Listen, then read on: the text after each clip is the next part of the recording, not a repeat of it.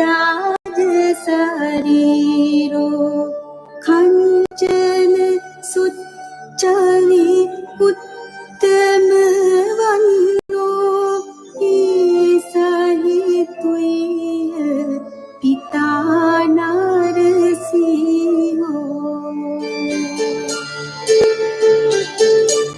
सिद्ध सुगंभीर मंजू सुघोषो हिंगुल बत्त सुरत सुजियो विसति विसति सीत सुतंतो ईसहितुय पिता नरसिंहो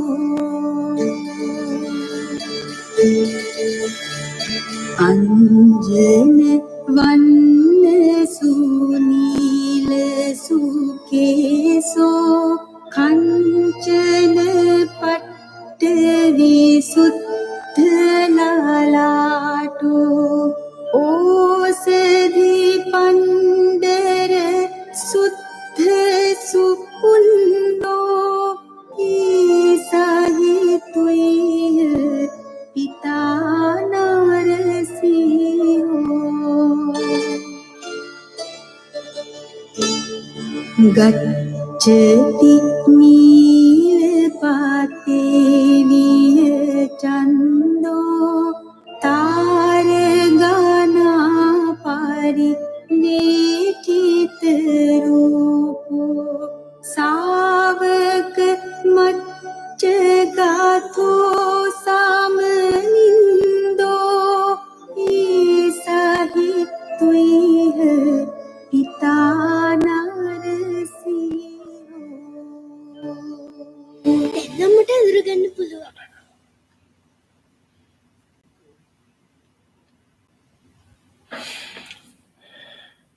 තෙරුවන් සරණයි.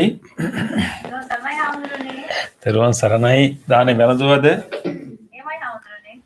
දානේ පූජා කරන්නම් කවුරුත් ඉන්නේ නැතිවද නේද? ආමි. පොඩි දානයක් පිළියෙල කළා පූජා කරනවා. Power on.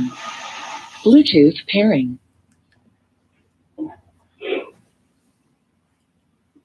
අන්න මේ ස්පීක් වෙනස් වෙනවා.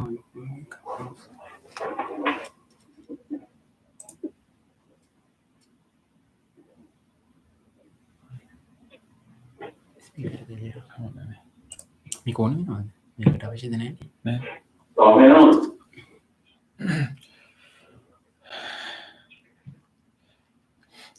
Okay.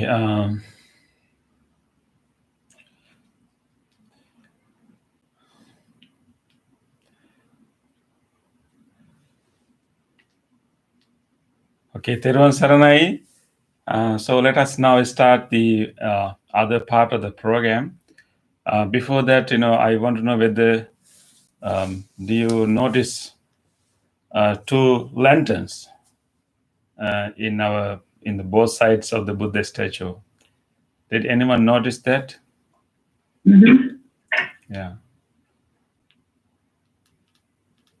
එහෙමයි හවුතුනේ. Yeah. Yes. Manul, can you see that two lanterns?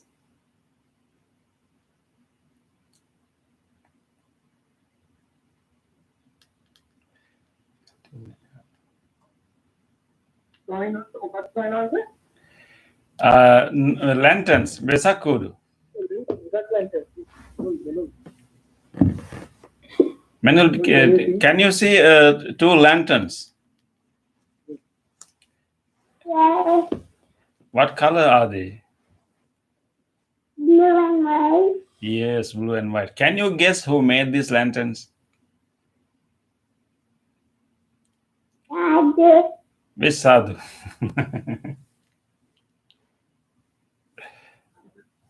Yes.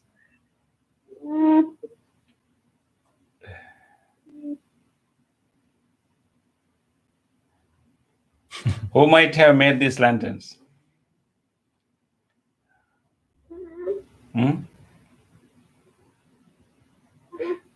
Did you make any Vesak lanterns there? No, not this time. Have you ever made Vesak lanterns? Yeah. Okay.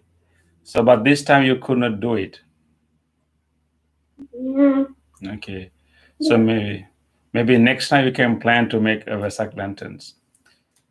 Yeah. Okay. So Menul, we are going to do a walking meditation now. Have you done walking meditation before?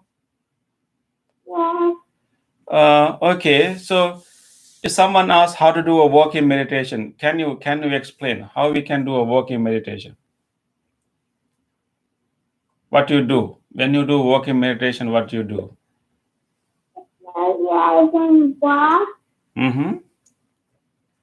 You walk, right? You walk. and walk slowly. Say again. And I can walk slowly. Yes, that's very good point, Menul. We walk slowly when you do walking meditation. That is very good because we want to catch every step that we are making. So in order to catch every step, we walk slowly. Okay. So we will do the walking meditation now, and it is the most appropriate meditation after our meal. Walking meditation can also help our digestion, but at the same time, it will also help us to balance our energy. After a meal, our tendency is to, feel lethargic and sluggish. And so we need to balance that energy. We need to create more active types of, practice. So that can help us to balance our practice today. So for this, you can either start work right in front of the computer, or you can also choose another place, more convenient place to walk back and forth. Menul, do you think that you have enough space in your living room that you can walk back and forth? Yes. Okay, but you have a few people there, right?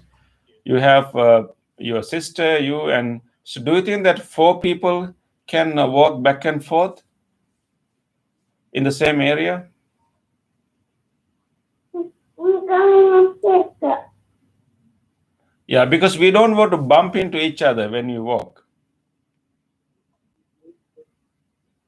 Yeah. You walking with sister? Yeah. Maybe, you find a place, if it is, you can do it in the living room, maybe you can go to another place also. But it's first we need to choose a place, choose a kind of passageway. Because in the walking meditation, there's a starting point and there's an end point. So you start from one point and you mindfully walk all the way to the end of the passageway, and then you turn back and you walk back to the again beginning point.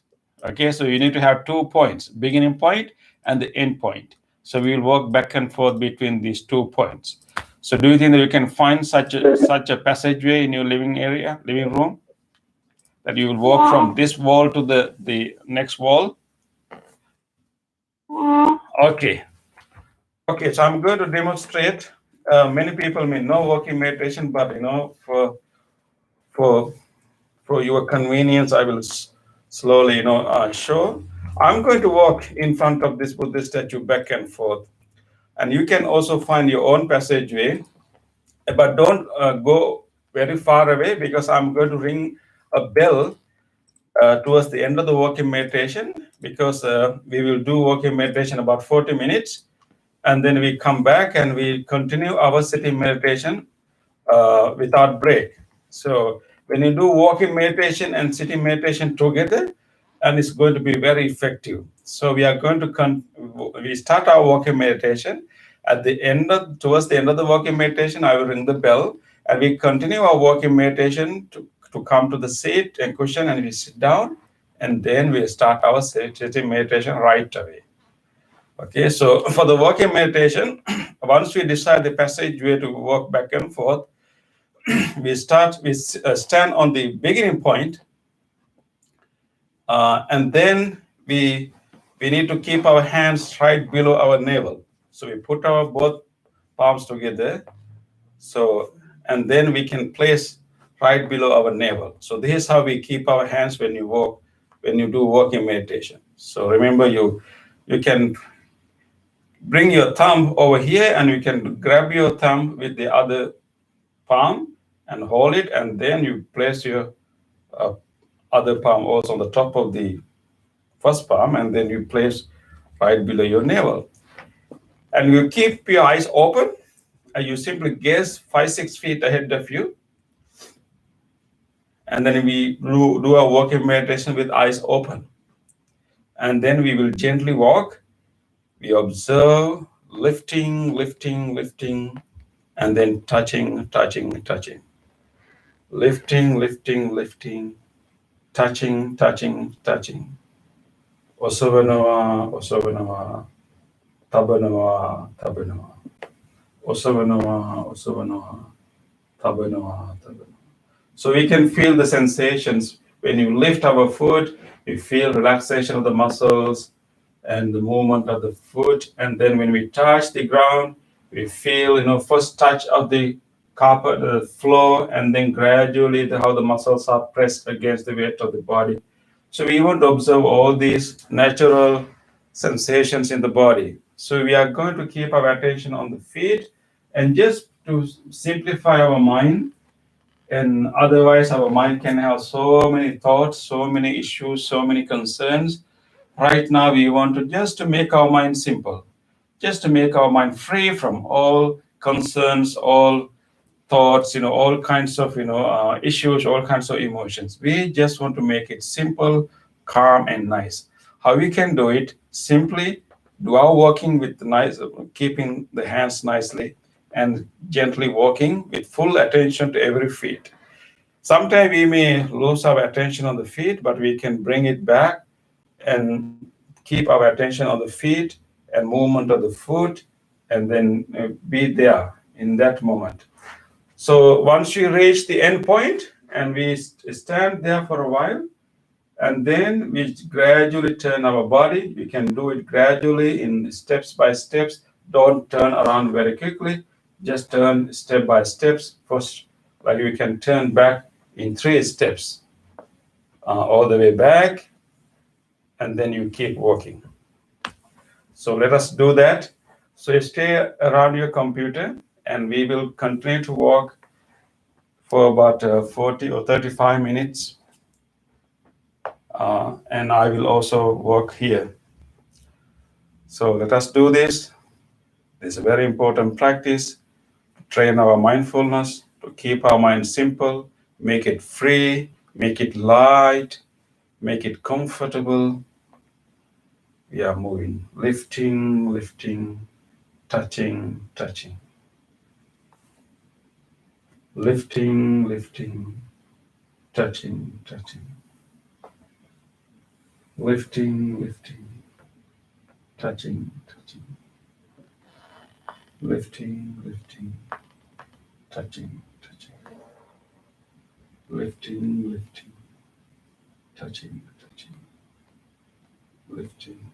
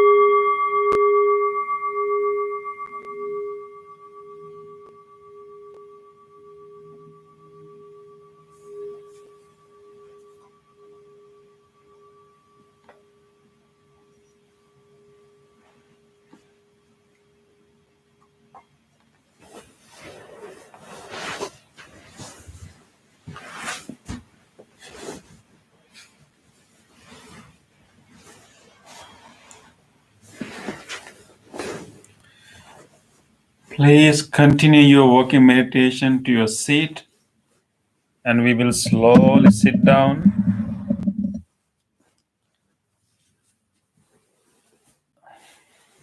To move into a sitting meditation. By walking mindfully, we have now developed our mindfulness to some level. By simply bringing our attention again and again back to our movement of the foot, we have simplified our mind. We have less cluttered mind right now. So let us use this less cluttered mind to go into a deeper level of calmness and tranquility. So gently sit down, adjust your body, take a moment to do some little adjustment that you feel very stable on your seat. You have a balanced posture. You have distributed your weight to your both sit bones evenly.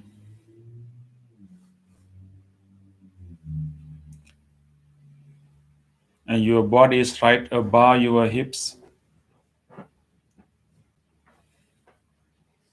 And we can rest our palms. And make sure to keep your chin with somewhat parallel with the earth. We want to stay alert in this session. So keeping the chin parallel with the earth can help. And whenever your chin is going down, it is a sign of sluggishness. So you can gently bring your chin up and stay alert. So with this calmness, less clutteredness in the mind, let us now move into sitting meditation, paying attention to our body and our breath. Let us use the sound of the bell and then allow your mind to just be with your body. Bring your whole attention to how your body is sitting here. Observe how your legs are placed. Observe what you feel against your cushion or chair. And feel your upper body. Just be in the body throughout the bell.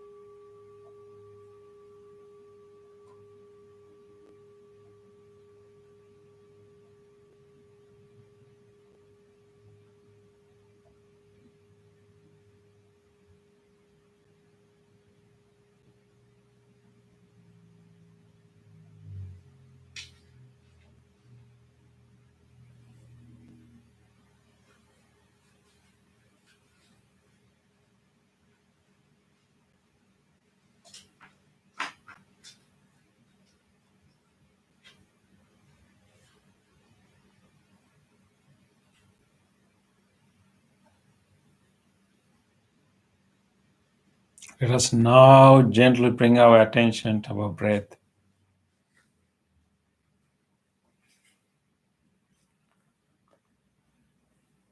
And we are going to train our mind to observe all the details of the in-breath and out-breath. And take a moment to explore your breath and try to find the appropriate length, most comfortable length of your breath. You may have a natural breath right now. It may be comfortable, but sometime maybe you'll be able to find a little bit altered length as more comfortable. So do some experiment right now. Lengthen your breath and see whether it is more comfortable. And maybe you can reduce the length and take a medium length breath and see how it feels to you. You can also take a short breath and check whether how it feels to you.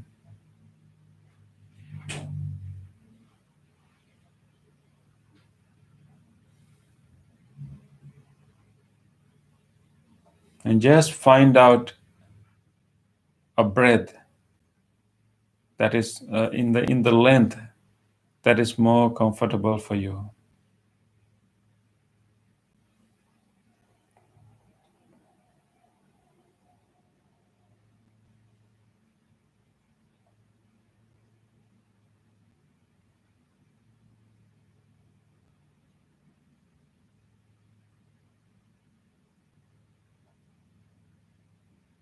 Once you find out the appropriate length,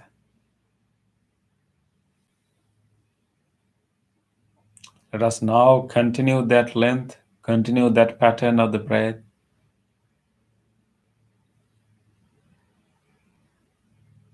Let us now slowly pay our attention to the breath.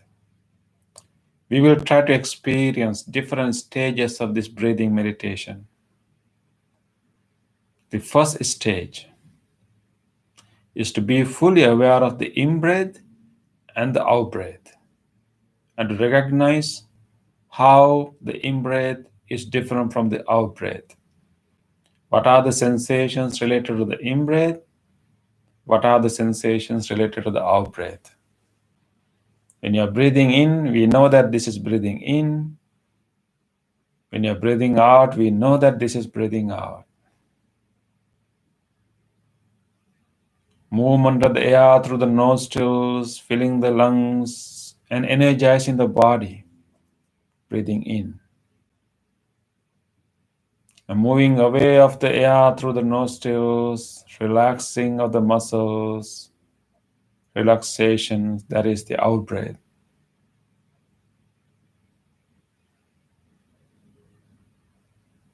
Closely watch.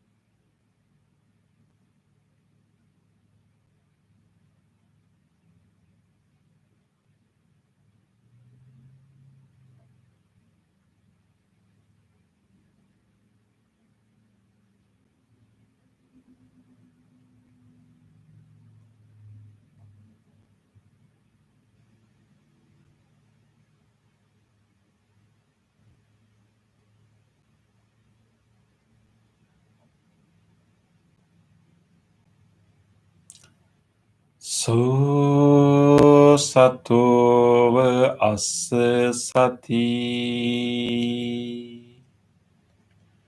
Sato passa sati.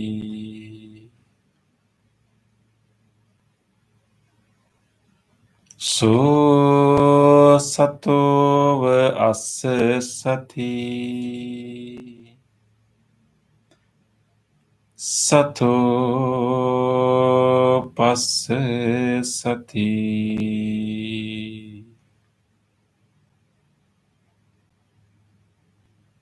So sato asa sati.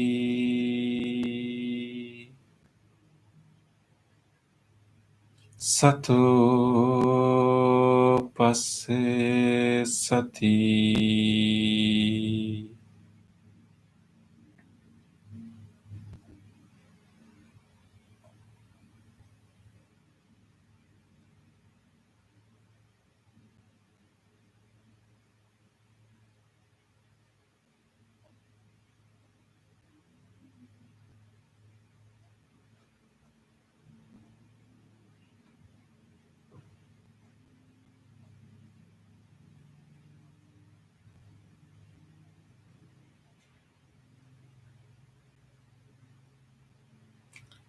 Let us now gently move into the next stage, paying attention to the length of the breath. You have made your breath as comfortable as you can. Just pay attention to that whole length. See whether this is comfortable length for you is a short breath or a long breath. It doesn't matter. We just simply measure the length and notice whether it is a long breath, medium breath, or a short breath. Just observe from beginning to the end and notice its length.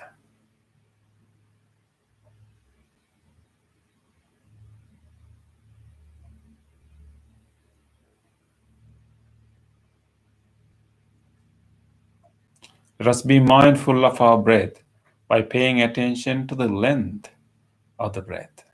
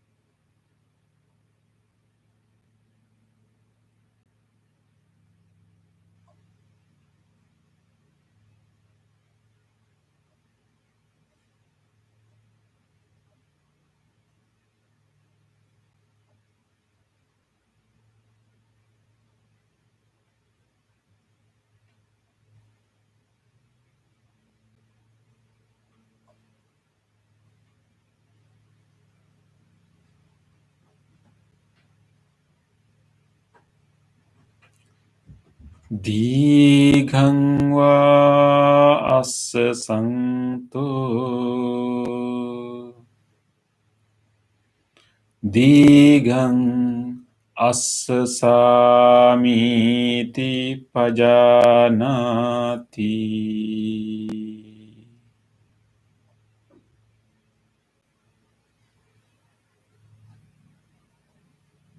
Dīghang vā passa saṅto Dīghang passa sāmīti pajānāti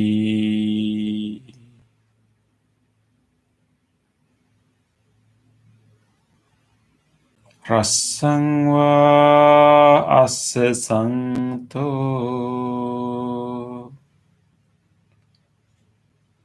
Rasaṅ assa sāmīti pajānāti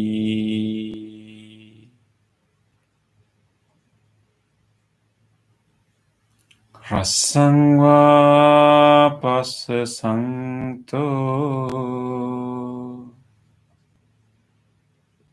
Rasaṅ passa sāmīti pajānāti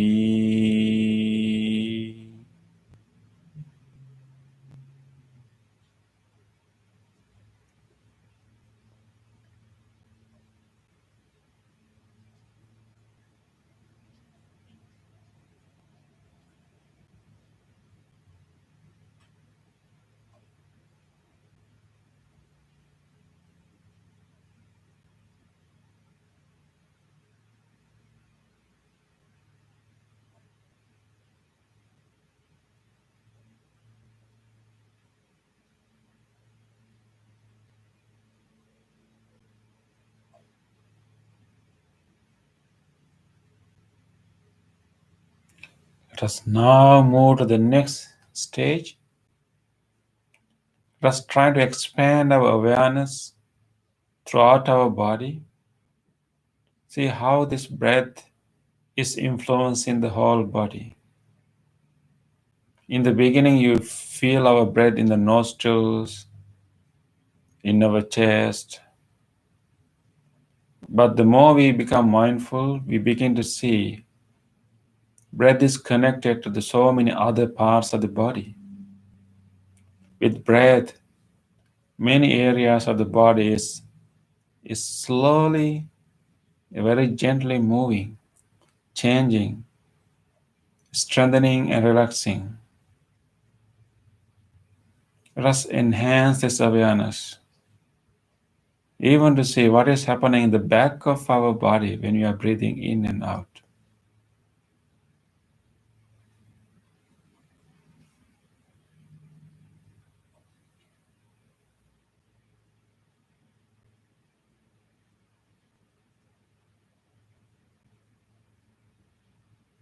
Paying attention to the whole body, let us try to observe how the breath is influencing the whole body.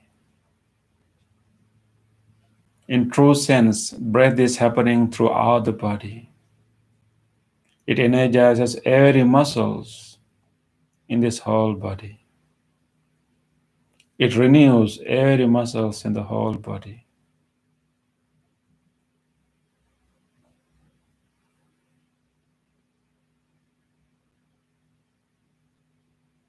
Just expand your awareness to see the whole body and noticing the subtle, very subtle changes happening with your breath in many parts of the body.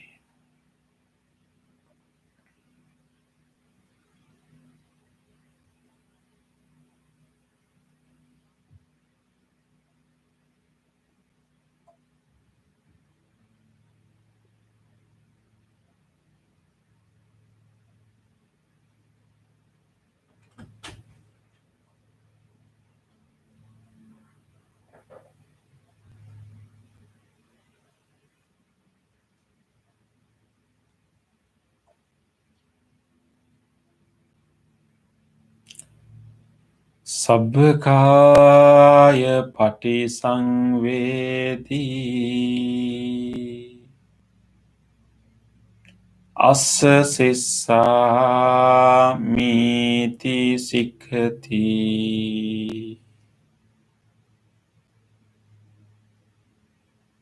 Sabbakaya pati sangvedi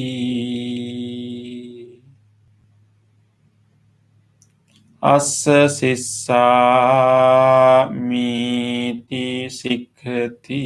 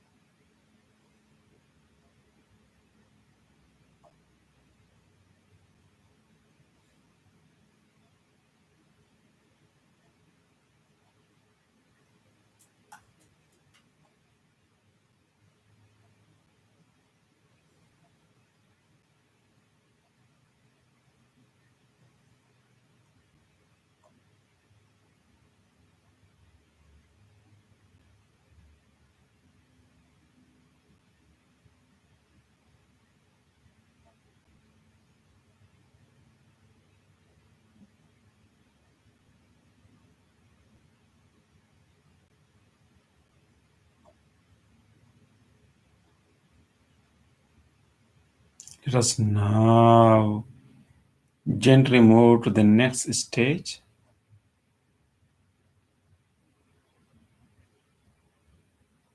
By being mindful of the breath, our whole body has calmed down. As a result of that calming down, we may not need much air as we needed in the beginning. Therefore, we can notice the calming down of the breath. The volume of the air is less. The heaviness of the breathing is less. The whole breathing has become soft with less air, with less heaviness. It is smoothening, becoming softer and softer.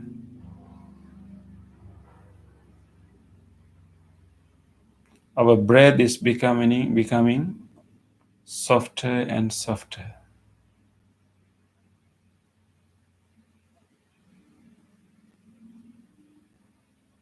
Together with that, all the other bodily function is so calming down. Let us notice the calming down of the breath and calming down of all the bodily processes. Everything is calming down. Everything is settling. Everything is moving to a restful state.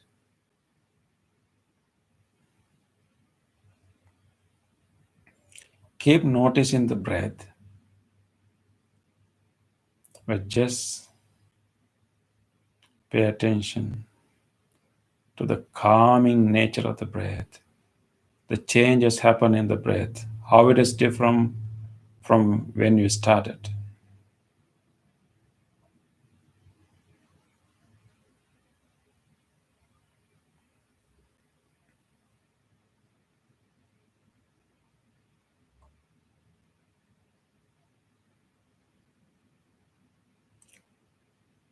Pasambhayang kaya sankharang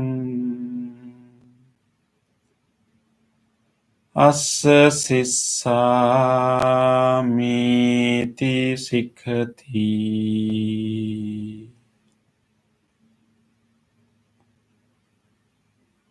Pasambhayang kaya sankharang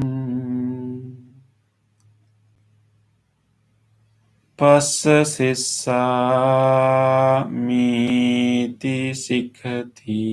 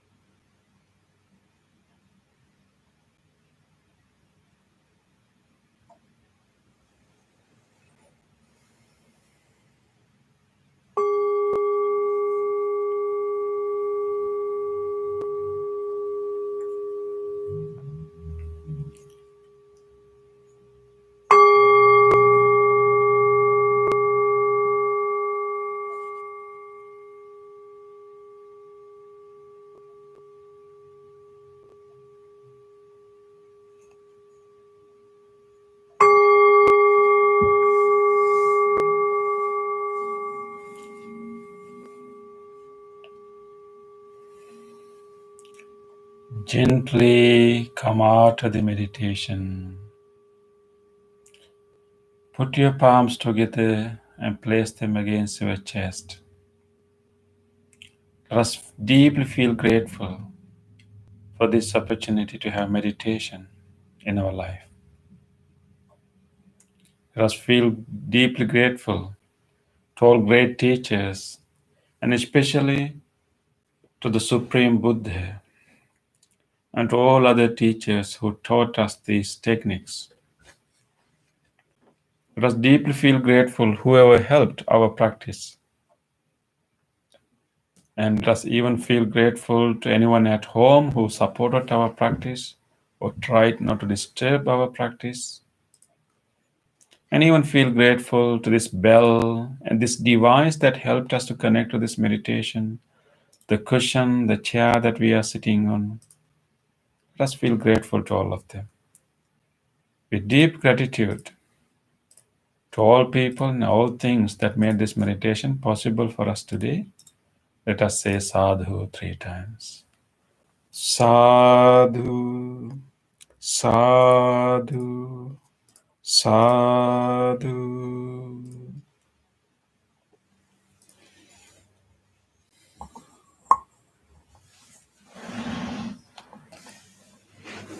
Okay.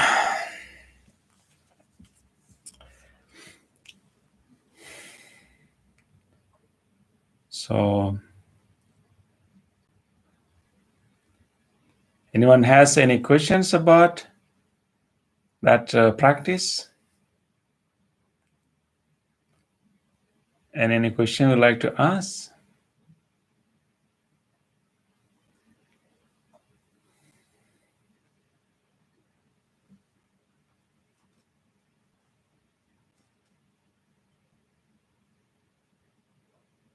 Anyone felt sleepy during the meditation? Anyone feel sleepy during the meditation?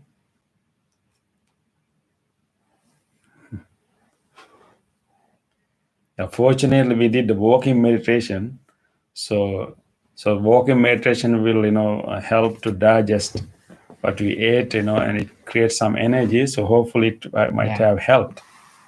But it's still, even still it is possible that we can get some sleepiness. And that is why we need, certain techniques to overcome that. And that is why I was chanting from, time to time, so then they can keep, in the meditation. And if you feel sleepy in the meditation, what we can do?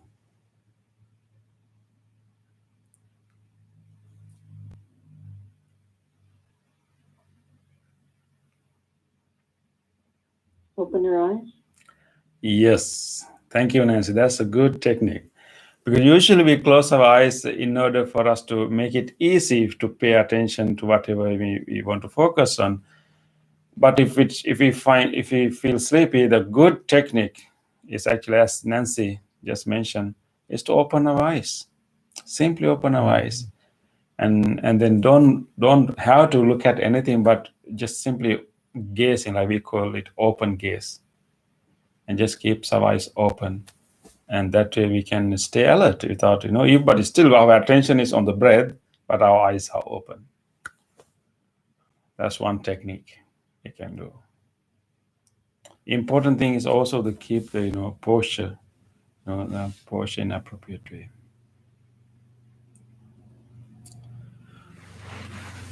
Okay. No questions?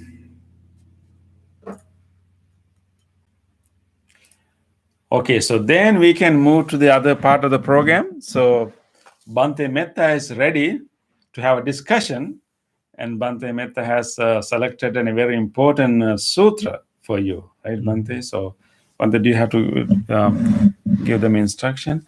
Actually, if you have registered, we have sent you the sutra as an attached document to your email. If you haven't registered, and you can, Bhante is going to give a link, going to post a link in the chat box. So then you can open, or you can open that, you can click that link and open the document. Yeah, there to go and get the link. Editor come on in.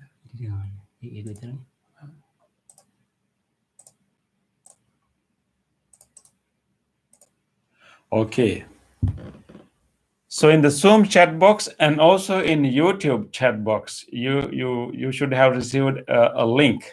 So please click that link, and that will give you the document. So Bhante will be using that document for his discussion. Okay, Bhante, yeah, please.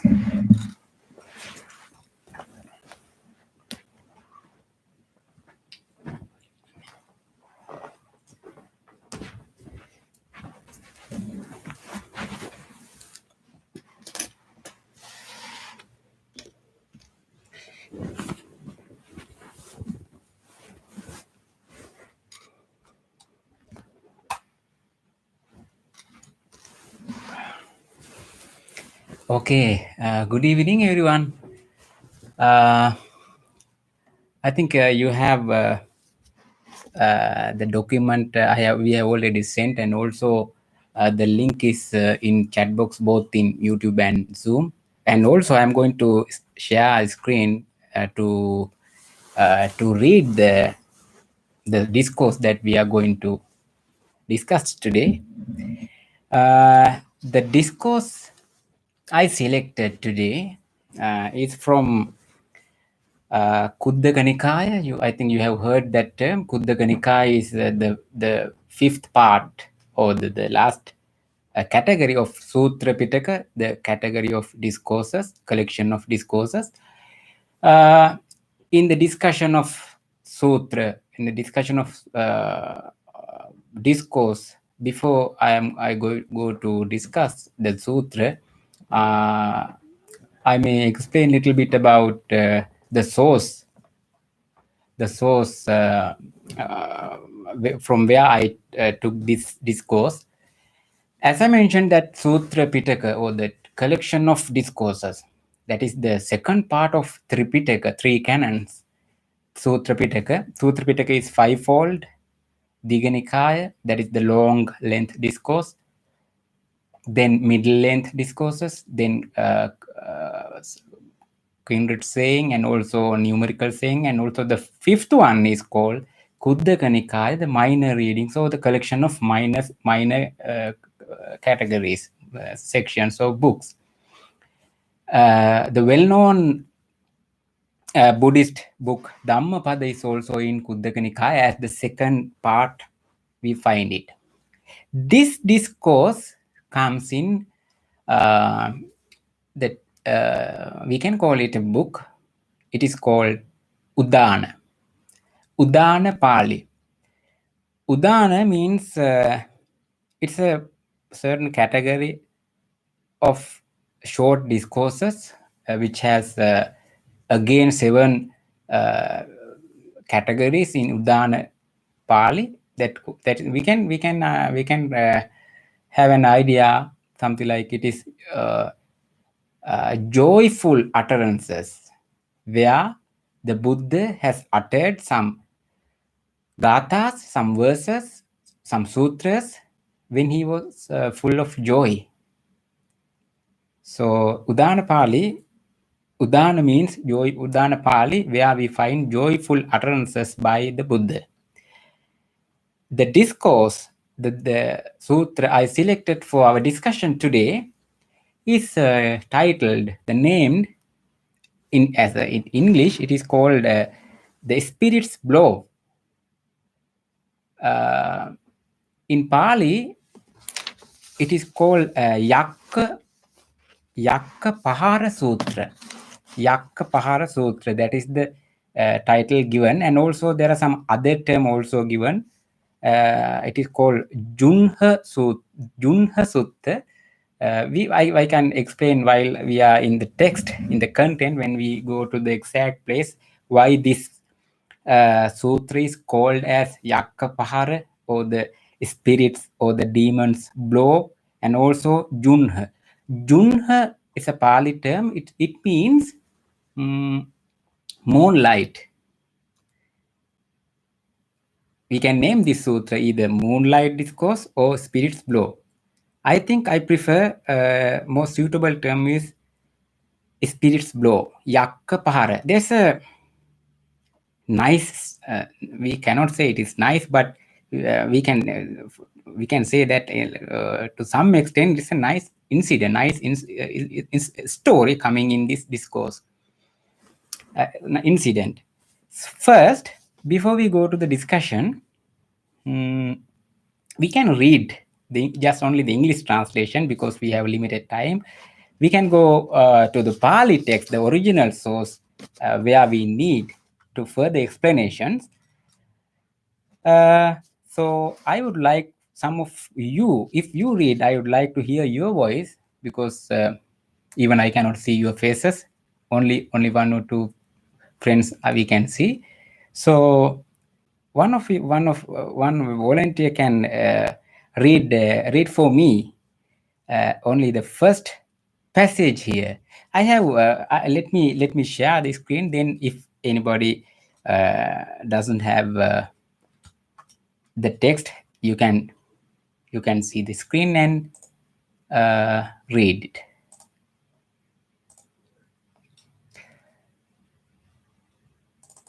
Right.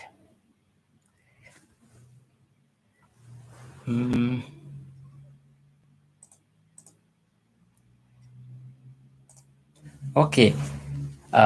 Who can read the first passage for me?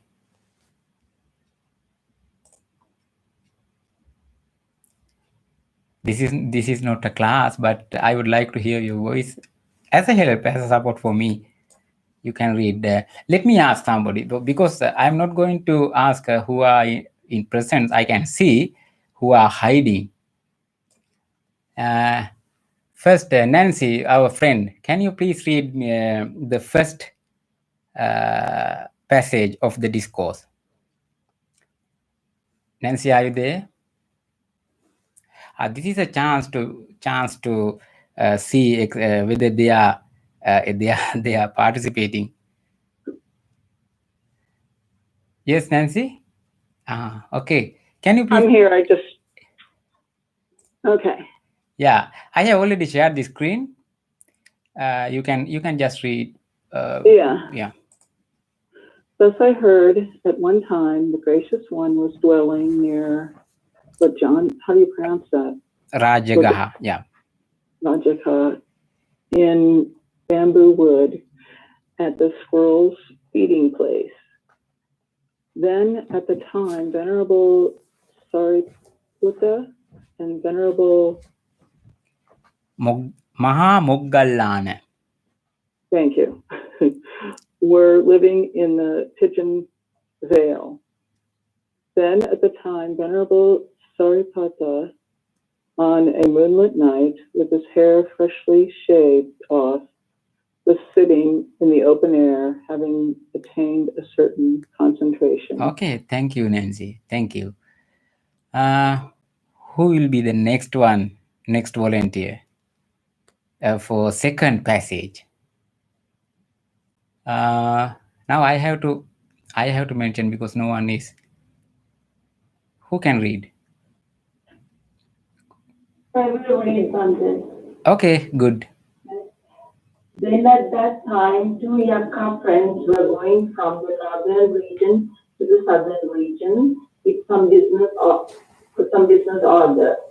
Those Yakkas saw Venerable Sariputta on that moonlight night, with his hair freshly shaved off, sat in the open air. And after seeing him, one of those Yakkas said this to the second Yakka. It occurs to me, friend, to give a blow on this ascetic's head. When that was said, that Yakka said this to the other Yakka. Enough, friend. Don't strike ascetic. Eminent is an ascetic friend of great power, of great majesty. Thank you, Padmanabhan. Okay. Next, third passage. Who will be reading the third one. Can I do commentary? Okay, go ahead, Can I do? please.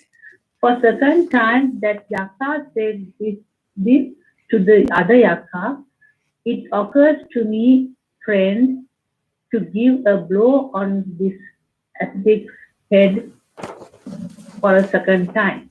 That Yaka said this to the other Yaka. Enough, friend, don't strike the ascetic. Eminence is the ascetic friend of great power, of great majesty. For the third time, the Yaka said this is to the other Yaka. It occurs to me, friend, to give a blow on this ascetic's head. For the third time, the Yaka said this to the other Yaka. Enough, friend, don't strike the ascetic. Eminent is the ascetic friend of great power, of great majesty. Thank you කුමුදින නෝනා. මේ ඉස්කෝලේ ගියා වගේ මතක් වුණාද දන්නේ නැහැ. දැන් මේ පාඩම් කියවනවා වගේ නේද? Okay, the fourth there is a short passage, fourth one. Who will be reading it?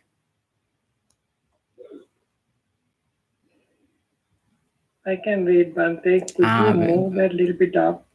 Okay, Chandri Mahatya. Then the Yaka, taking no notice of the other Yaka, gave a blow on the elder Venerable Sariputta's head. It was such a great blow that with that blow, a 7.5 cubit Naga elephant might have been felled, or a great mountain top might have been burst open. Then that Yaka calling out, I am burning, right there, and then fell into the great hell. Thank you, Chandri Mahatya. Thank you. Next passage, fifth one. I can read Bhante. Okay, Jeff, go ahead, please. Venerable Mahamoggallana said with his divine eye, which is purified and surpasses that of normal men, that Yaka giving a blow on Venerable Sariputta's head, and after seeing it, he went to Venerable Sariputta, and after going, he said this to Venerable Sariputta, can you bear up, venerable friend? Can you carry on? Do you have any pain? I can bear up, friend Moggallana. I can carry on, friend Moggallana, but I have a little pain on my head. Thank you, Jeff. Thank you. Okay, that's it. That is fifth one. So now we have sixth one. It's let's see who will be. Who is missing now?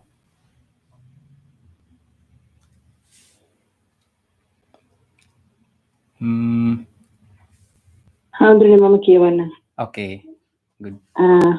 Wonderful friend Sariputta, marvelous friend Sariputta, such is the Venerable Sariputta's great power and great majesty.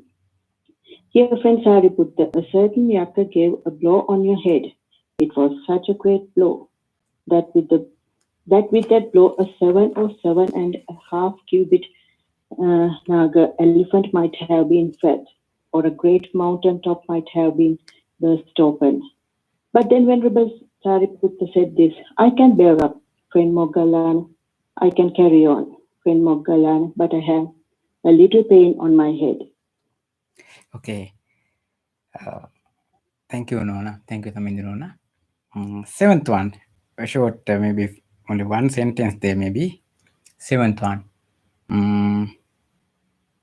Seventh and eighth together, one can read. I can do it, Sadhu. Okay. Wonderful friend Moggallana, marvelous friend Moggallana, such is the Venerable Moggallana, great power and great majesty. Inasmuch as he can even see a Yaka, whereas we at present do not even see Amadi. Okay, thank you, Chenru.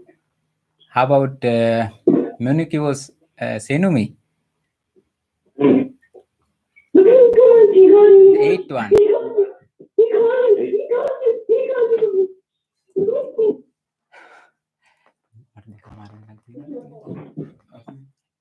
Okay, and let me read. Eighth and ninth, the verse, the meaning of the verse and the passage.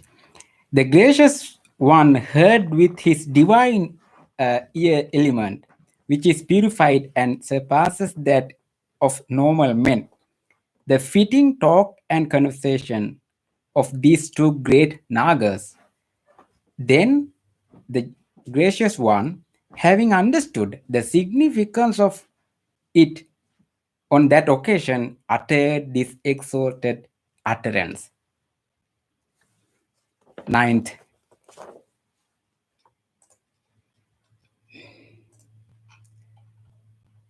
The ninth, I said that this is the verse, the Gatha, the meaning of the Gatha. For he whose mind is like a rock, steady and not wavering, unexcited by what is exciting, not agitated by what is agitating. For he whose mind is developed thus, from where will pain come upon him? Okay, that is the discourse. Now I stop my sharing. Now we can go to the discourse from the beginning. Right. I think before I as introduction for this discourse, I said that I used the word. This may be something like a nice story.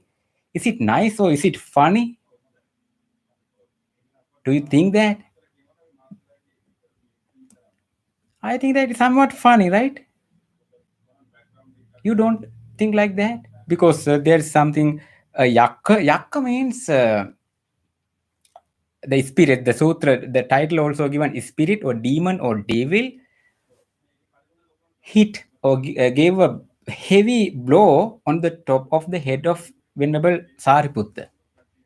So this is not a funny thing, but to see to see this kind of incident maybe brings fun to somebody else, because normally we like to watch some kind of movies, watch some kind of dramas, which there are some fights and wars and those kind of things. Don't you think so? Action movies. This is not something like that, but I mean, normally what kind of things we prefer to watch.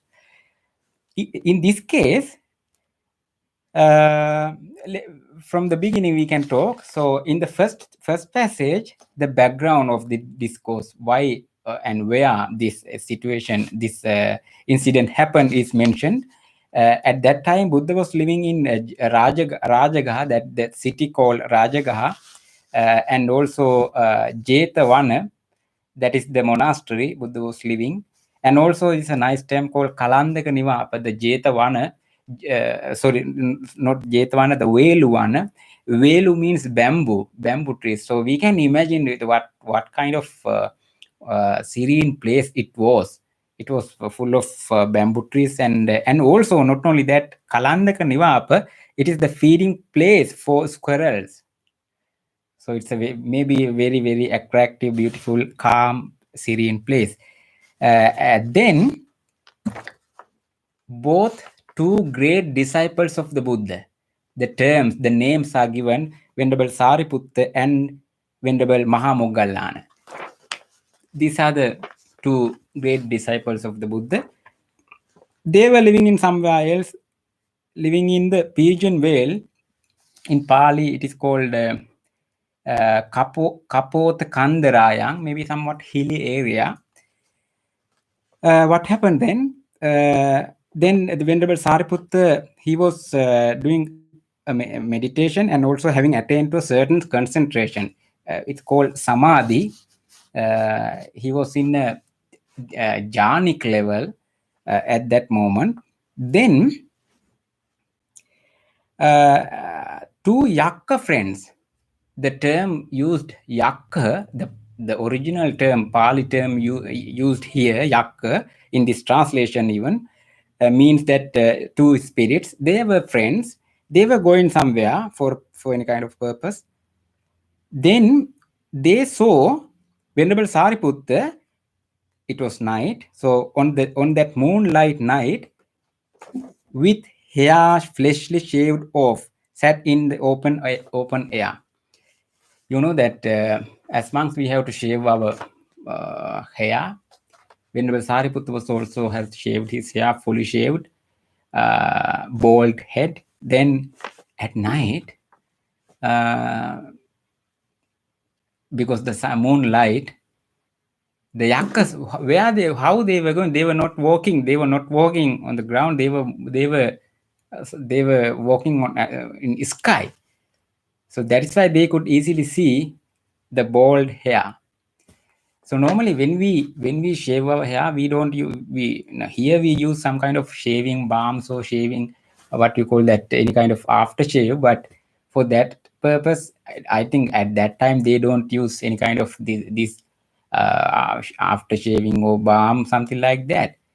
But we use some oil. Even we also used to use oil, coconut oil, when we shave fully shaved with razors, fully shaved our hair. We use some oil, normally coconut oil. Then what happened? You can imagine how now you cannot see my hair. It is not fully shaved. There's little hair on my head.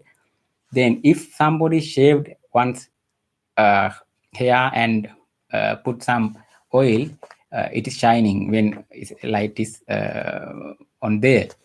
So normally there's moonlight, it was shining. Then after seeing him, one of the yakkas said to the other one, it occurs to me, friend, to give a blow on this ascetic's head. So what idea, right? What a stupid this yakka. Actually, this is yakka. It means yakka. That is how their behavior. When that was said, that yakka said to the other yakka, that other one was somewhat good. He tried to pretend him. Enough, friend, don't strike the ascetic. Eminent is the ascetic, friend of great power, of great majesty. Venerable Sariputta, he knows, the second yakka, second demon, he knows that this is not a normal person. This is the highest virtuous monk. Therefore, this should not be done. Please don't do this. But for the second time, the yakka said the same. I want to hit. I want to give a blow on the head. Even the second time, the other yakka friend tried to pretend him, try to stop him, but saying that, enough, friend, don't strike the ascetic like that. But that yakka, he wanted to strike. Even third time he said that, no, I want to strike on his head again. Third one, the other friend tried to stop, but what happened then? Without hearing, without listening to the friend's advice, what he said,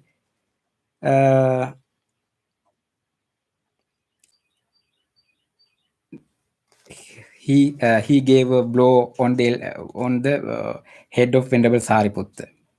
Then what happened? Then, and what a heavy blow it was. This to think about the heaviness of that blow. As example is given here, a 7.5 cubit naga elephant might have been felled, or a great mountain top might have been burst open, because this is such a what you call that this blow, such a heavy blow, This is not by a human being, this is not by a normal person, by a devil, by a demon. So we can imagine how strength, how heavy it was. That is why this simile is, the example is given here. Suppose that if we had this kind of blow, what happened to us, right? So then, just after he did this, just after he gave the blow on the top of the head of Venerable Sariputta, what happened to this yak? I am burning. In Pali, so daihami. He started to burn himself, and right there, then fell into great hell. At that moment itself, we call it ditta dhamma vedaniya karma. The karma, the results come in this birth, in this moment itself. If somebody has done any karma, and results come in this moment or in this birth itself, we call it ditta dhamma vedaniya karma. This is an example that this yak or this devil got this results of what he did in that moment itself. He has fell into the hell. Then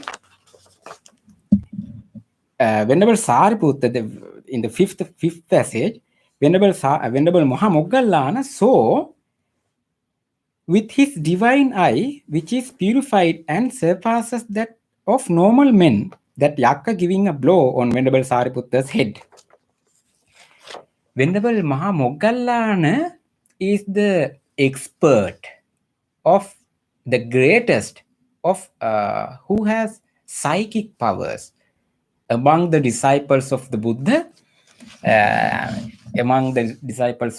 Some of monks, arahant, enlightened monks, had some divine powers, psychic powers. Among them, the greatest, the expert was Mahamoggallana. He could see even this kind of spirit that we cannot see with our naked eye. Even Venerable Sariputta, even Venerable Sariputta couldn't see this yakka. But Venerable Mahamoggallana saw by his divine eye what was happened. And after seeing it, he went to Venerable Sariputta, and after going, he said this to Venerable Sariputta: "Can you bear up, Venerable friend? Can you carry on? Do you have any pain?" Because he saw this, he went and asked, "Can you bear this up? Can you carry on?" Then what was the answer? "I can bear up, friend Moggallana. I can carry on, friend Moggallana, but I have a little pain on my head. A little pain on my head, having such a heavy cloud, heavy blow." Venerable Sariputta says it is a little pain. Then Venerable Mahamoggallana says, "Wonderful friend Sariputta, marvelous friend Sariputta. Such is the Venerable Sariputta's great majesty. Here, friend Sariputta, a certain yakka gave a blow on your head.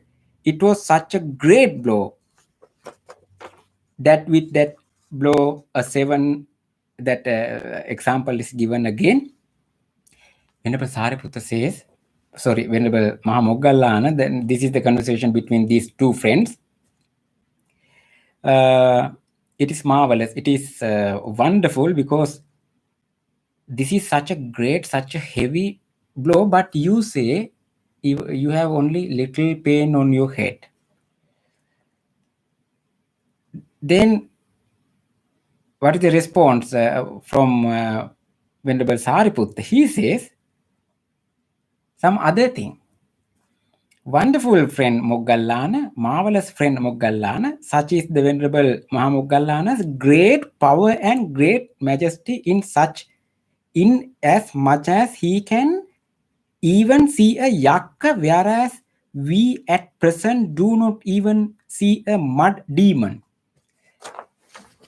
Venerable Sariputta appreciates the power of the psychic power, the divine power of Venerable Sariputta in this moment. So Venerable Mahamoggallana came to Venerable Sariputta to ask about him what happened after this having this blow. Venerable Sariputta is excited. He was surprised and he appreciated how he saw this, because even Venerable Sariputta couldn't see this spirit. He used this. Venerable Sariputta used some term here, whereas we at present do not even see a mud demon. In Pali, we find the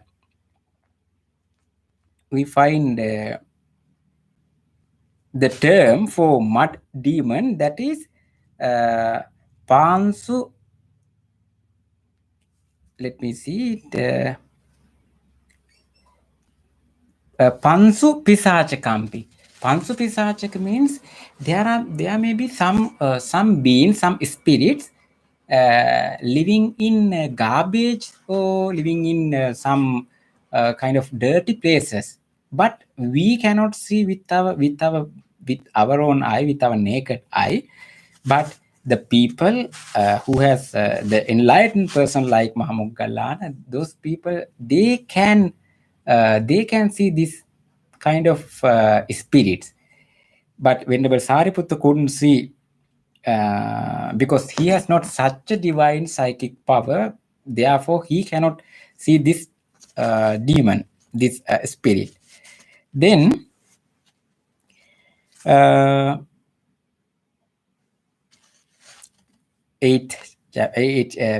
passage, the gracious one heard with his divine ear element, which is purified and surpasses that of normal men. That is the nature of the divine powers that Buddha and enlightened beings, arahants, have. It surpasses that of normal men like us. The fitting talk and the conversation of these two great Nagas.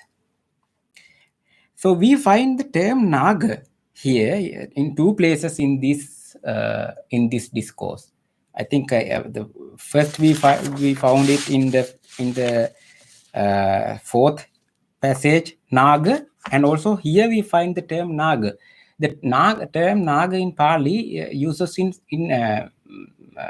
several meanings, few meanings. We have some other meanings too. In the first we found it to mean elephant. The term Naga we use in Pali to signify elephant. Here, Naga means Arahant. What is normally the well-known term we use Naga, even in Sinhalese language we use Naga to signify cobra or a certain kind of snakes. So we find in several meanings we use the same term. Okay, then the Buddha heard that what Buddha also knew that what happened, and also Buddha heard that the conversation between these two friends. Then, having understood the significance of it, what Buddha said, Buddha uttered this exalted utterance. It's a joyful utterance. This is the gatha. This is the verse. Yassa selupamang chittang pitang nanukampati. That is how it comes in original Pali language. The meaning is given here. Okay, we have very limited time, so we can go to this is the message. This is the lesson of this discourse and this incident. So, for he whose mind is like a rock, steady and not wavering, never trembling, unexcited by what is exciting, and also that's something like free of desire for desirable things, and also not agitated by what is agitating, not getting annoyed when things are annoying. For he whose mind is developed like this, from where will pain come upon him. So that is why Venerable Sariputta said, having even such a great heavy blow on his head, he said, a little pain. So think about us. If we were there, so even this incident, when we take this incident, what do you think about this demon, this devil?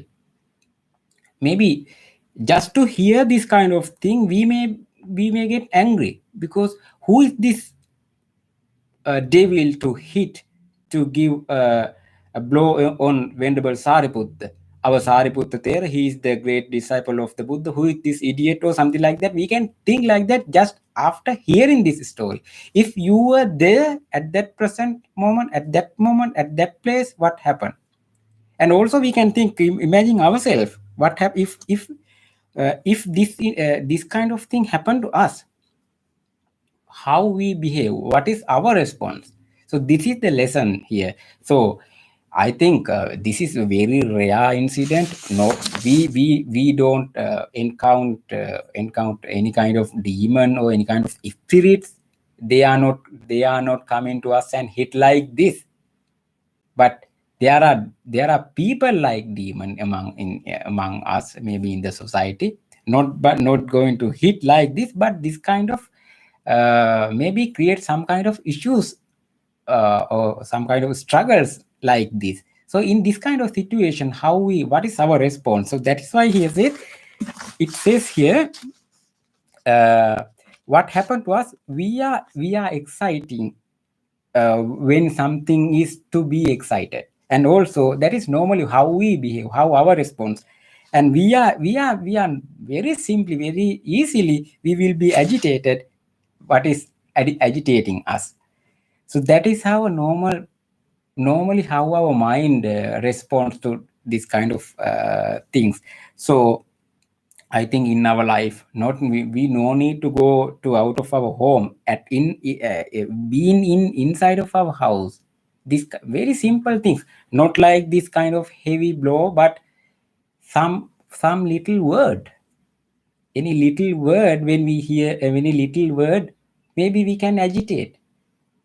Can that little word by somebody, maybe some lovely ones, maybe one of our family member, when we hear any kind of sound or any kind of word, but in this kind of simple situation, we may be agitated. So that is why here the simile is given to make our mind like a rock, to be steady, not wavering. I think sometimes we use this term, this simile, something like to make our mind strong, make our mind steady. My mind is like a rock. But in our language, we call it not in this kind of sense, gal hitak, something like that. That is the same simile, but that is not in this sense. Here, in this context, to how to respond and how to keep our mind not wavering, not trembling. Very simply, we can think that if suppose that you and your friend are walking somewhere, and any person did this kind of thing to you, what happened? Definitely we will there will be a big trouble, definitely. So but because this enlightened, in these both of them, fortunately they were enlightened arahant monks, therefore they did not they did not want to make this issue further.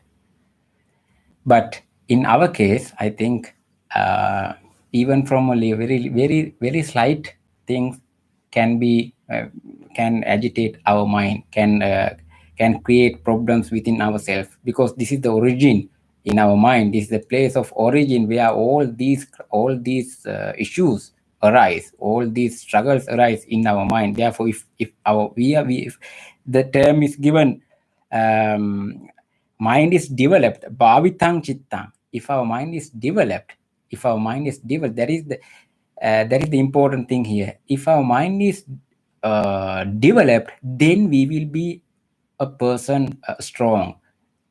Otherwise, we will be some weak person. Because somebody else outside, if somebody else outside can make us angry, can make us change, although we are physically strong, do you think that we are strong enough? If somebody else, even a word, just here, can change our mind, then we are not strong enough, then we will be very weak. So that is the lesson of this discourse. I think we have only 5 minutes or 6 minutes to conclude this discourse. If you have, please, any kind of sharing or any question, you can ask. Now it is your time.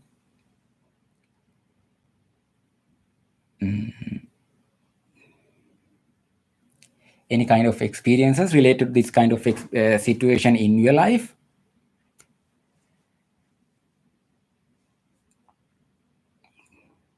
How we create problems? If you can have, and you can ask any question, or you can chat if you have any sharing. Until that, I'll continue, because I have very few minutes. Think about, because these two friends, you know that Venerable Sariputta and Venerable Mahamoggallana, they were two friends. Before they become monks, they were called Upatissa and Kolita. Before they were monks, after they became monks and the disciples of the Buddha, their names were changed as Sariputta and Mahamoggallana. Very close friends. So, as I mentioned, that if our friend, if you with your best friend were walking, or somebody did this kind of thing, not a blow, but some kind of disagreeable thing, what happened there? Because our mind is not developed. Abhavita chitta, our mind is, then what happened? So we will definitely, we have to, that is how we definitely we will make a fight or a struggle, and also we will call our other friends and they will gather, and there will be big trouble here. Because even as I mentioned, that even at least to hear this kind of thing make us somewhat upset, make us sad. So what is the what we can think about this devil? What do you think about this spirit? If you see, if you were there, if you saw this incident, some spirit is giving a blow to the head of Venerable Sariputta, what do you think at that moment? What do you do?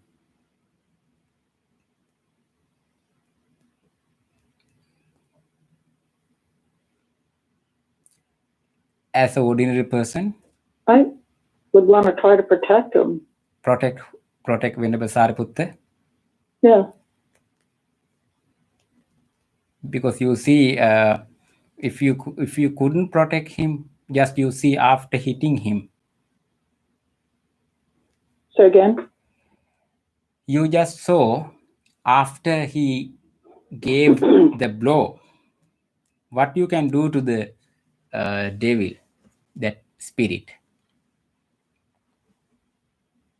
I'd probably yell at him. Sorry? Stop it. Sorry?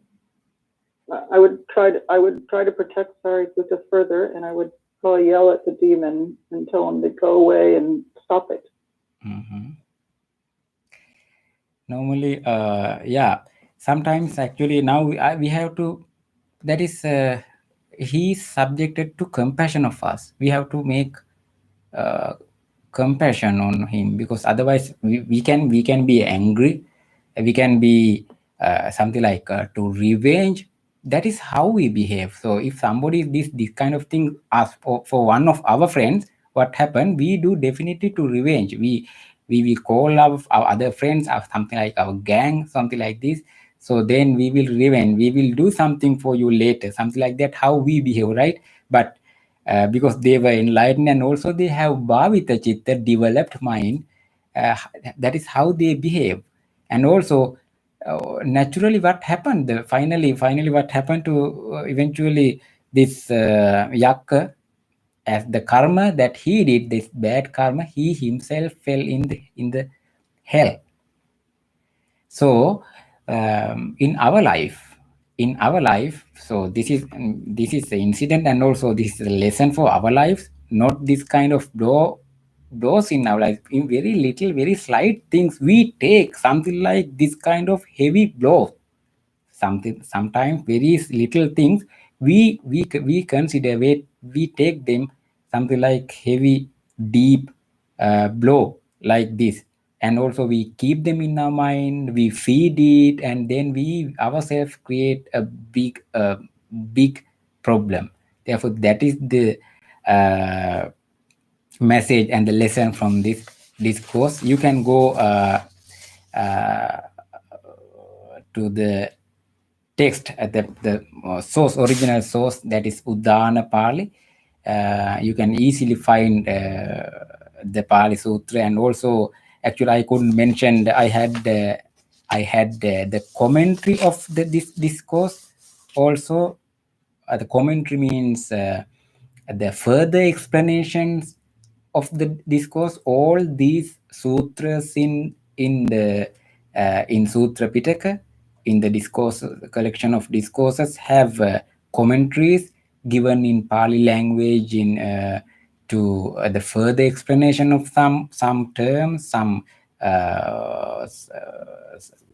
various kind of further explanations we can find in commentaries too. So you can also you can find those sources very easily. So that's it about this discourse. If you have any sharing or any question, we have just 1 minute, or otherwise we can conclude the session. I think next we have a meditation and some other programs too.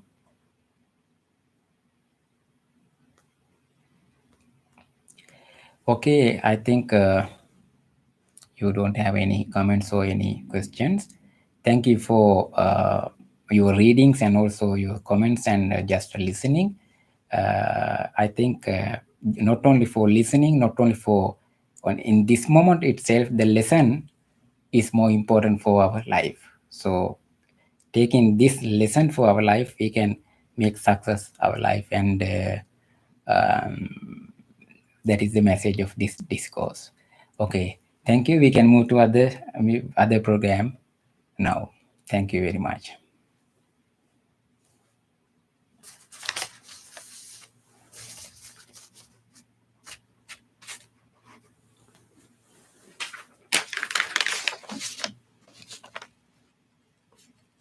So now you have meditation on the qualities of the Buddha. It's also meditation. Bhante Pema will conduct the meditation.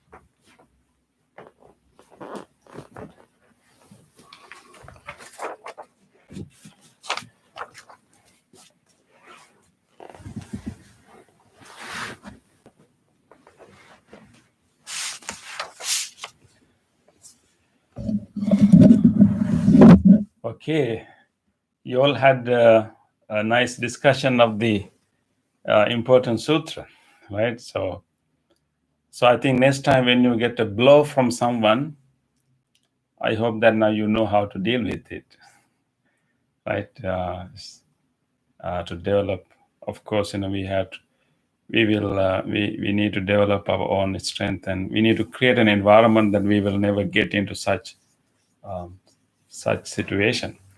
But anyway, so now it is time for us to actually, according to the schedule, we have a meditation on the qualities of the Buddha. But I think that we have done part meditation now. So I would like to briefly, to learn. I'm going to talk about the Buddha and do a very brief meditation. So for 15 minutes, I will talk about the Buddha. Today is the day that we learn about the Buddha. The nature of the Buddha, life of the Buddha. Maybe we can ask some questions too.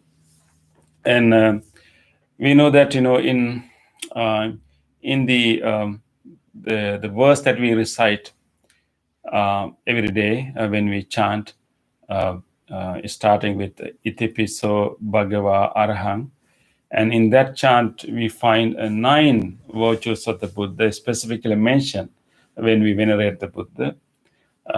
And so in traditional meditation on qualities of the Buddha, we reflect our mind on different virtues that is mentioned in that verse. And so we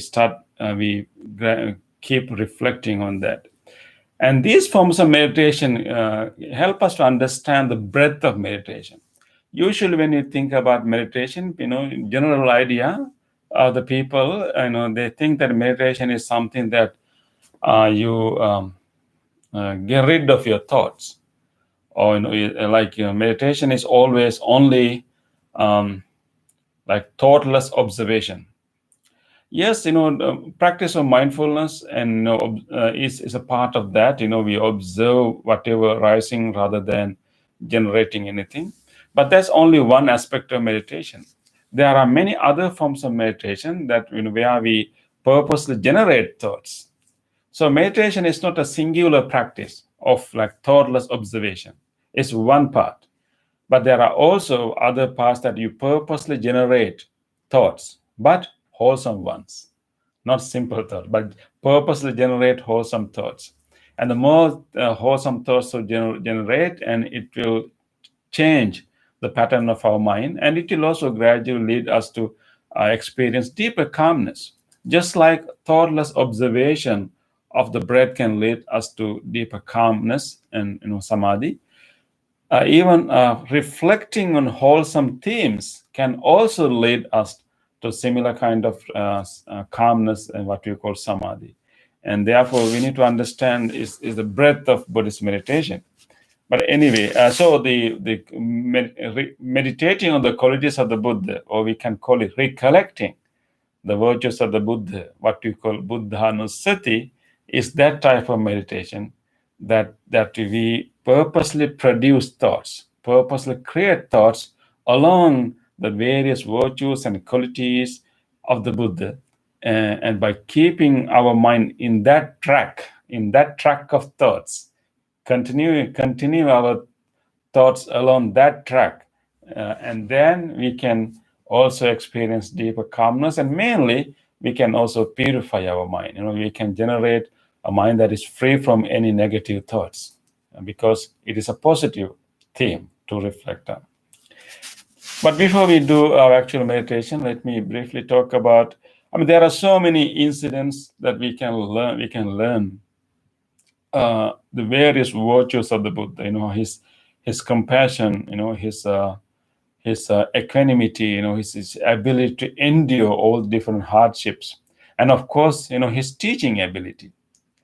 And there are so many stories can help us to understand him. But today I'm going to briefly share with you one story that can help us to understand Buddha's compassion and at the same time his teaching ability. Of course, Buddha taught to farmers, to ferrymen, and to everyone, and including and also to kings and ministers.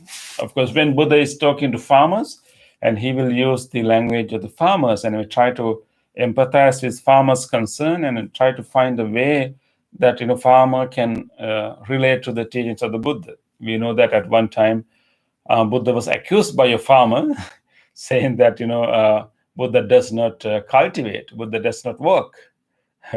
And then of course Buddha replied to him saying that yes, you may not see, you are a good cultivator, you are a good worker, I can see you are working, but although you blame me saying that I'm not a worker, I'm not a cultivator, actually I'm also a cultivator, I'm also a farmer. But my cultivation is different from yours. Mine is inner cultivation. And Buddha then used that opportunity to teach this farmer very important teachings of spiritual development. The Buddha used all the terms of a farmer to explain the teachings of the Buddha, to explain the spiritual path. And so there are so many such instances where Buddha was showing his compassion, but at the same time being very skillful in his teaching. But the story I'm going to tell you is quite different. This is a teaching that Buddha gave to a king. At the time of the Buddha, there's very important political changes were happening.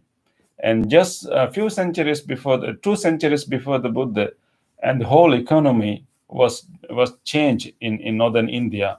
It moved from agrarian or agricultural economy to more like a monetary economy. And so therefore there were new forms of power were building up, and there were new classes of merchants were emerging.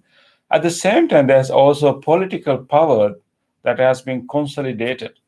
So there were 2 main powers who are actually swallowing small kingdoms to their territories. So there was one kingdom called Magadha. That king is slowly becoming powerful, and whenever there are small, kingdoms, small confederates are there, they will try to find a way to, take it into their own territory, to their own kingdom. And then there's also other kingdom called Kosala, and these are the 2 main kingdoms, and they really want to conquer as many lands as they can. So, but they were also respectful to the Buddha. Buddha really wanted to teach these kings a righteous way of ruling the country, and also to understand their own life. And as a king, you have a responsibility to take care of the people, but at the same time you cannot simply keep expanding your power, and because that the kings or rulers were doing this because they were being intoxicated by the power. So Buddha really wanted these rulers to free from their intoxication of the power or preoccupation of the power. So when one day the king Pasenadi, who is the ruler of the Kosala kingdom, which is one expanding kingdom at that time, when one time when he came to see the Buddha, and then Buddha really wanted to teach him a kind of lesson, but with the compassion. And then so these kings were always concerned about other kingdoms, about other ruling powers, and then and they had very advanced spy services, they have a whole network of spies that they have sent to all different directions. If there's any kind of sign of war, any kind of sign of threat is coming, they will know it. So Buddha knew about it. And then, and based on all these things, when this king Pasenadi came to see the Buddha started a conversation with him. He was asking, where are you going? All this. After he finished all the small talks, and then Buddha asked about, I know that you have a lot of spies that you have sent to for all kind of directions, but I would like to give you a scenario.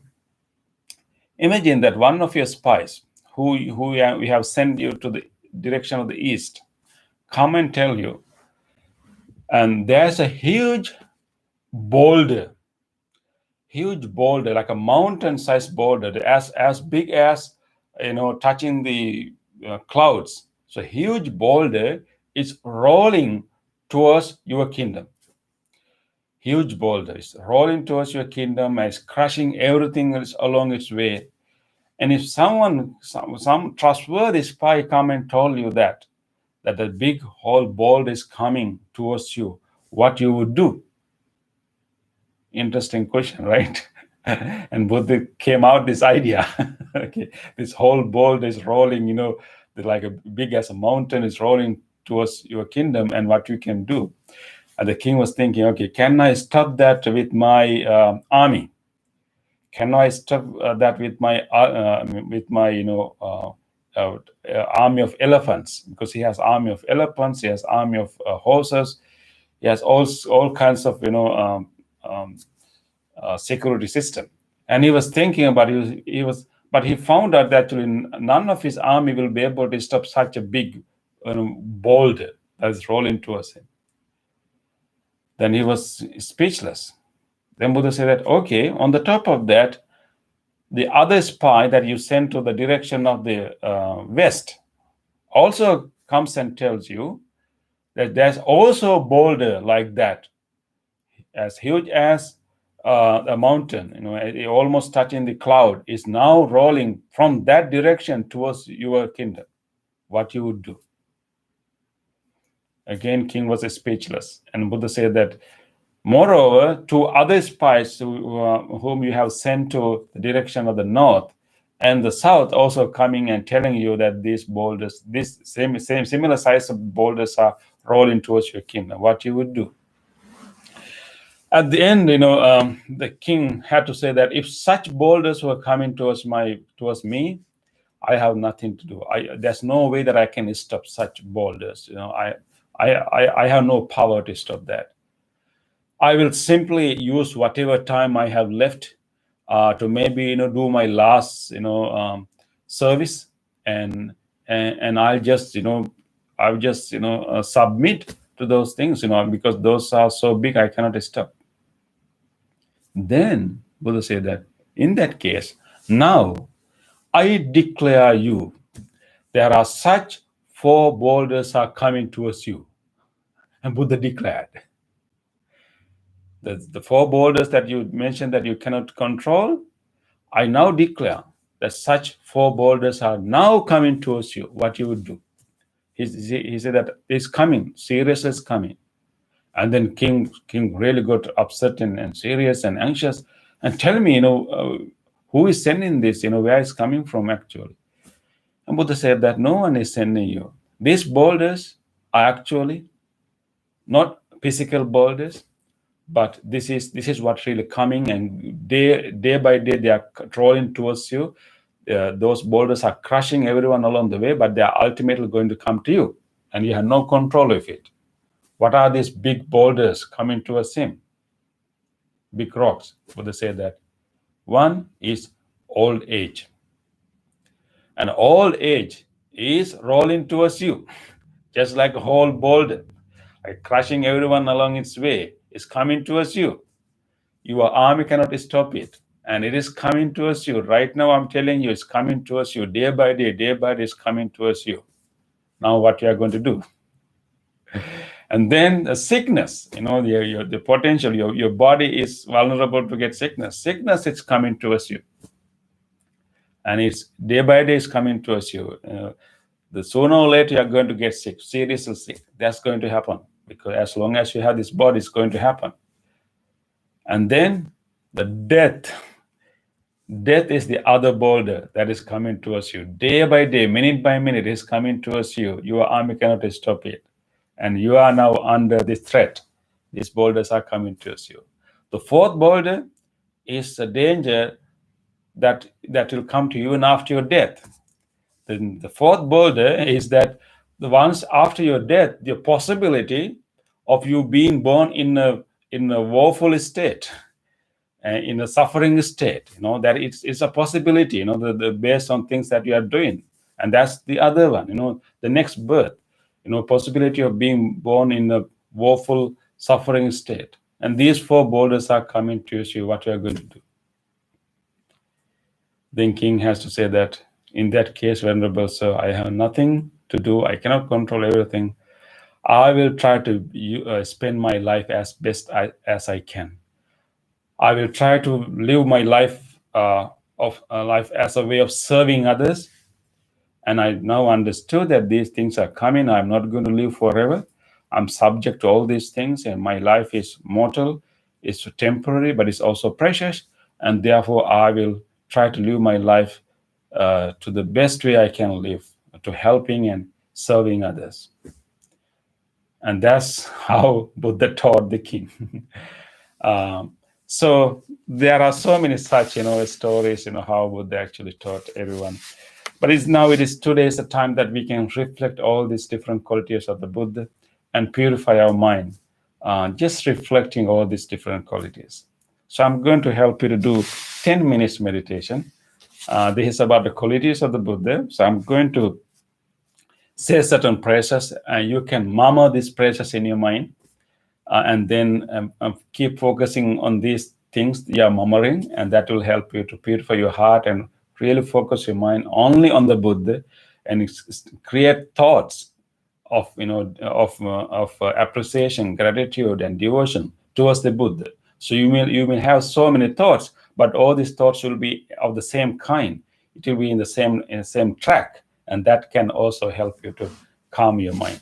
So let us do that. I'm going to focus on 3 qualities of the Buddha, and one is his wisdom, his penetrating wisdom, that he was able to penetrate and then shatter the ignorance and really realize what is really happening within us, and so his wisdom, and also his purity of his mind as a result of wisdom, and he purified his mind from all defilements. He's completely free from all defilements. He's completely pure, and that purity, what you call arahant.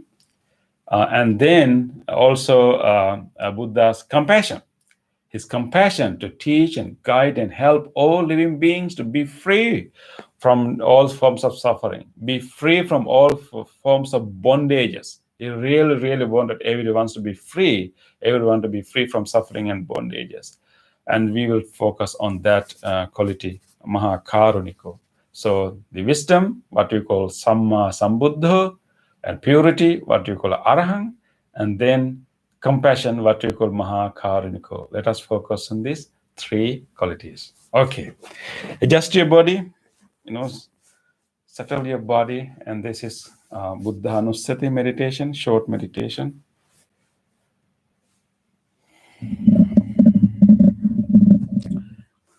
You can repeat these words I'm saying now in your mind, or maybe you can say them in a soft voice.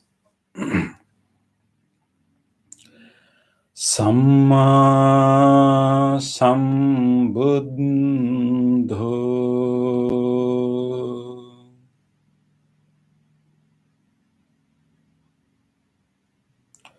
Fully awakened is the Buddha.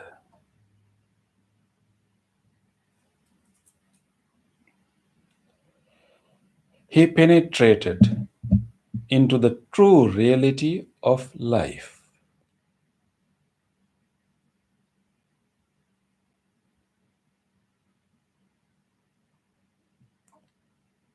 He discovered how suffering arises and how it can be ceased.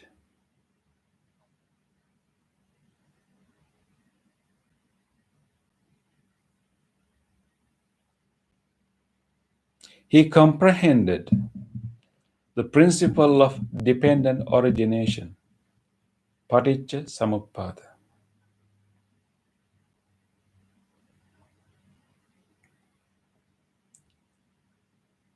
His deep and vast wisdom penetrated everywhere without obstruction.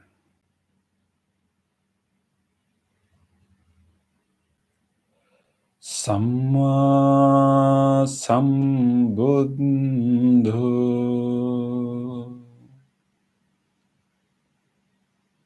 Samma Sambuddho.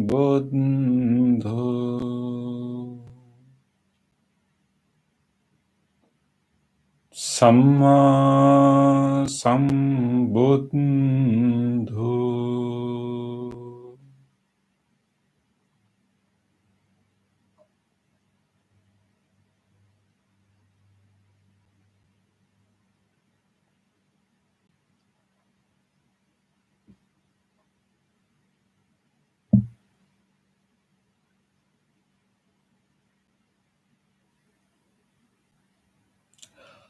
Arahant. Purity of the Buddha. The Buddha was forever cleansed from all mental defilements.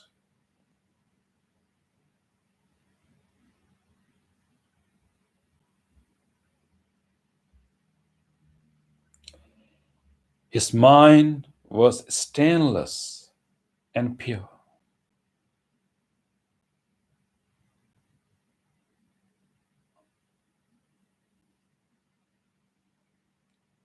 His mind was dispassionate and did not cling to anything.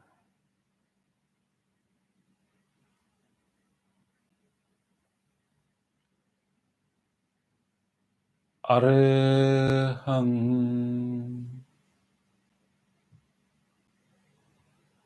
Arahang,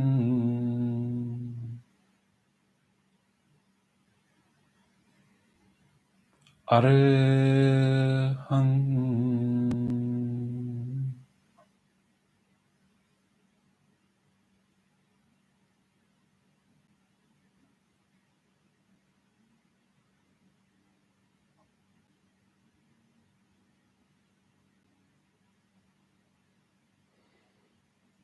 Mahakaruniko, compassion of the Buddha.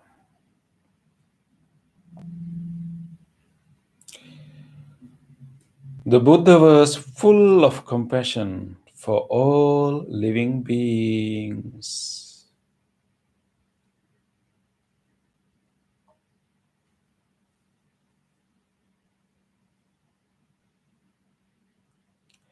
He sacrificed a lot to help all beings be free from suffering.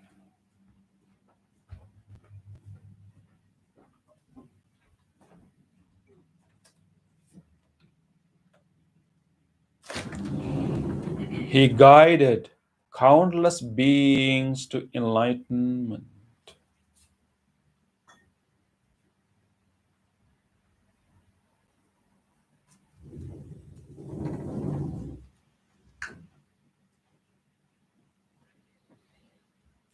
He treated everyone with compassion without any discrimination.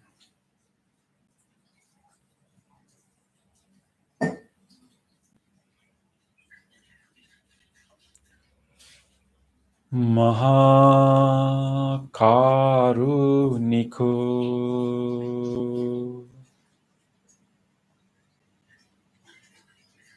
Mahakaruniko.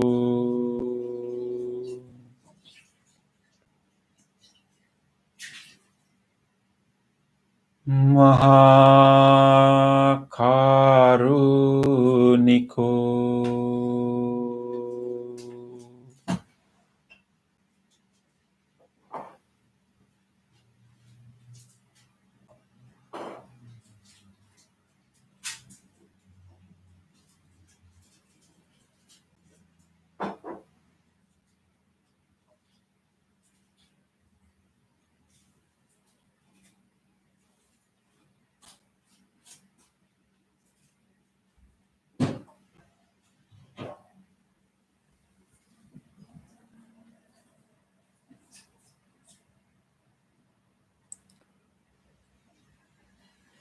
We will gently put our palms together. After contemplating all these qualities of the Buddha, his wisdom, his purity, his compassion, we have deep devotion, appreciation, and gratitude towards the Buddha. You can create a beautiful image of the Buddha in your mind, a beautiful image of the Buddha that express his wisdom, his purity, his compassion. Let us deeply, deeply with gratitude say sadhu 3 times to venerate the Buddha. With deep appreciation, devotion, let us say sadhu 3 times. Sadhu, sadhu, sadhu.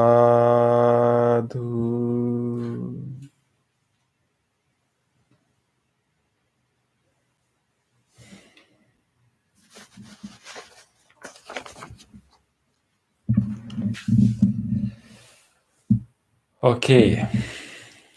It is so soothing, so relaxing to think about the Buddha, to reflect on qualities of the Buddha. Anyone has any question about that? Was it different from the meditation that we used to do?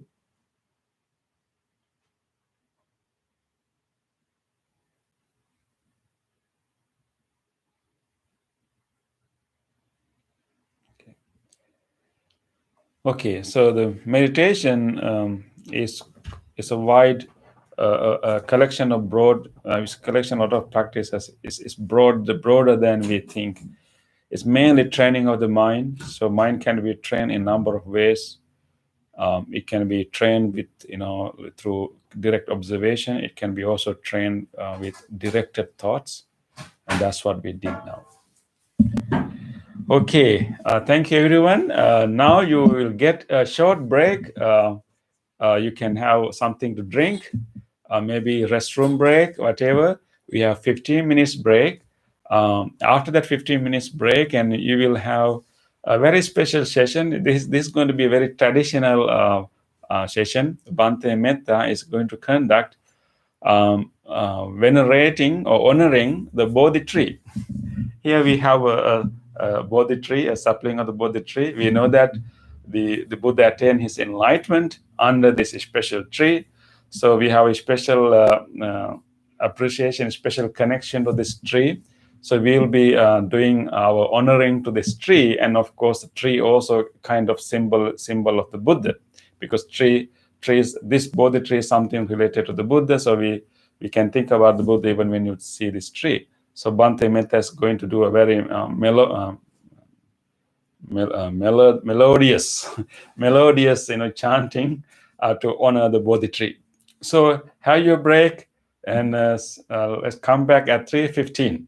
So please have something to drink and restroom, and do it mindfully, even when you walk in the house, even when you go to toilet, and do everything mindfully, paying attention to little movement you are doing, paying attention to the sensation your body is having. Just live a mindful, intentional time right now. So see you in 15 minutes.